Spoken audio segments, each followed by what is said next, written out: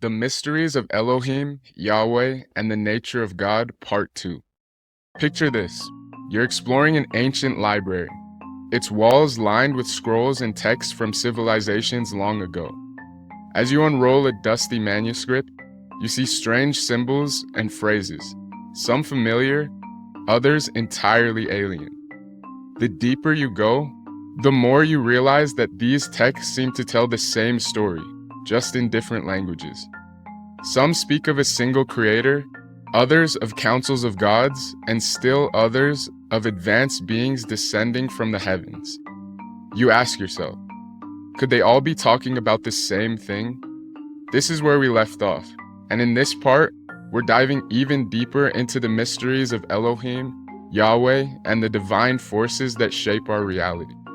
We'll unravel new perspectives, explore mind-blowing theories, and uncover hidden connections between ancient myths, modern spirituality, and cutting-edge psychology. Before we dive in, what's up? My name's Nick Jackson, and my channel is here to give you insights on philosophy, psychology, conspiracy, and spirituality. If any of those topics resonate with you, hit that subscribe button and like this video. Now let's explore these ideas together. In the first video, we talked about how Elohim is a plural term and could represent a collective of divine beings. Let's take this further. Some scholars believe that the plural nature of Elohim reflects the multifaceted aspects of divinity: creator, sustainer, destroyer, and guide. Think of the Hindu trinity of Brahma, creator, Vishnu, the preserver, and Shiva, the destroyer. Is it possible that ancient cultures were describing different facets of the same divine force? Here's another theory. Elohim could represent a cosmic hierarchy. Much like our governments or corporations, there could be different roles or departments within the divine realm. Psychologically, this mirrors the structure of our own minds. Sigmund Freud described the psyche as being composed of the id, the ego, and the superego. Different parts working together to form the whole. If we're made in the image of God, as many traditions claim, could Elohim be a reflection of the same complexity? Here's a story. The architect's blueprint. Imagine an architect designing a city. They don't work alone.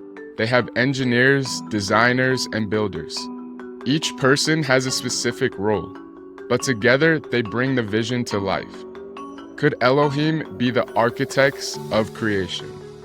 Each with a unique function, yet all working towards the same goal. Let's shift our focus to Yahweh. If Elohim is a collective, then where does Yahweh fit in? Some interpretations suggest that Yahweh could be the face of Elohim, a specific entity that interacts directly with humanity. But here's where things get interesting.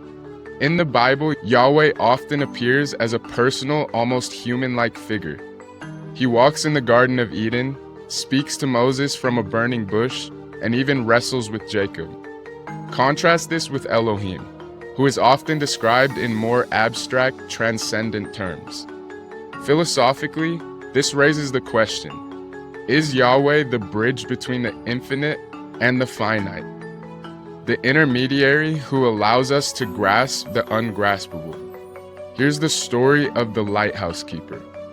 Imagine a stormy sea, the waves crashing and the sky dark. In the distance, you see a lighthouse, its beam cutting through the chaos. You can't see the keeper inside, but you know someone is guiding the light. Could Yahweh be the keeper, the tangible guide helping us navigate the storm of existence?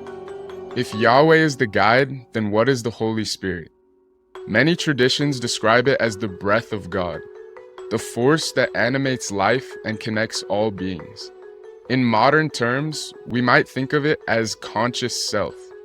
Science has made incredible strides in understanding the brain, but consciousness remains a mystery. Where does it come from? Why do we have self-awareness? Could the Holy Spirit be the answer?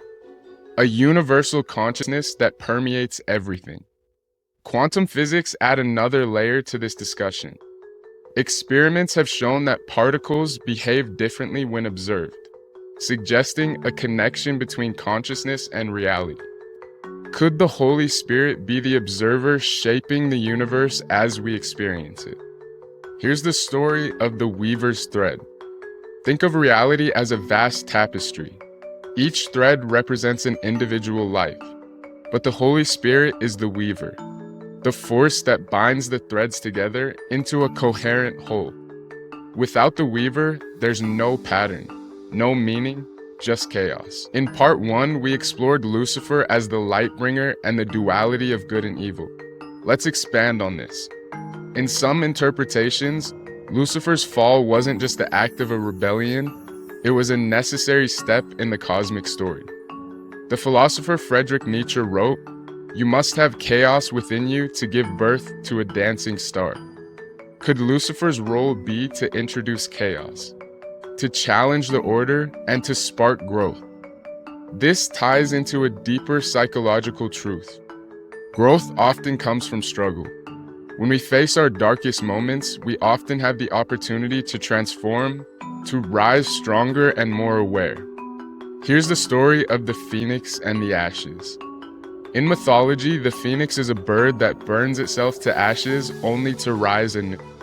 This cycle of death and rebirth mirrors our own journeys. Could Lucifer represent the fire, painful but necessary, that leads to transformation? Finally, let's revisit the idea that all gods might be ancient beings. The Anunnaki, the Nephilim, and even figures like Odin and Zeus share striking similarities across cultures. Could they be different interpretations of the same beings, visitors who shaped our early civilizations? Conspiracies abound about ancient technologies and knowledge that seems far beyond their time. The pyramids of Giza, Machu Picchu, and the Nazca lines all point to advanced understanding. Were these the works of gods, extraterrestrials, or simply humans guided by something greater? The last story I have for you is the story of the Watchers. Imagine a group of beings watching over Earth, not as creators, but as caretakers. They intervene at key moments, nudging humanity forward. Over time, their stories become myths, their deeds attributed to gods. Could this explain the recurring themes across cultures? At the end of the day, the question isn't just who Elohim, Yahweh, and the Holy Spirit are. The question is, what do these stories mean for us? They challenge us to think deeper, to explore the mysteries of existence, and to confront the divine within ourselves. As Einstein once said, the most important thing is to not stop questioning. Curiosity has its own reasons for existing, so stay curious, seek the answers, but embrace the mystery. Because in the search for understanding, we discover who we truly are. As always, thanks for watching. Value learning, keep growing, and we'll succeed together.